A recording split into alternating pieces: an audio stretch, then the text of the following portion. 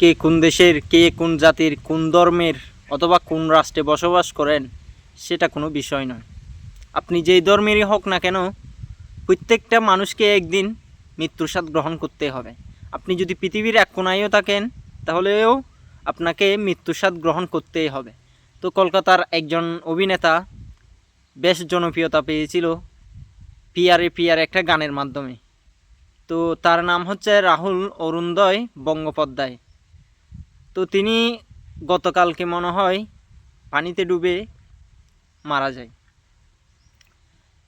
আসলে কিছুক্ষণ আগেও এই রাহুল উনি কিন্তু এখানে শুটিং করেছিল, কিছুক্ষণ পরে সেখানে মৃত্যুবরণ করে।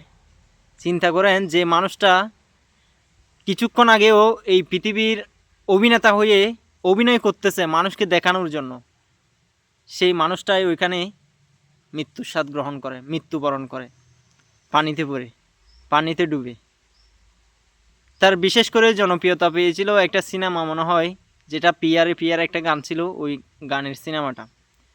পিয়ারে পিয়ারে যে গানটা গেয়েছিল সেই শিল্পীও নাকি ওই ওই রকম পানিতে পড়ে ডুবে মারা গিয়েছিল। তার সাথে সাথে অভিনেতাও এখন পানিতে পড়ে মারা গিয়েছে।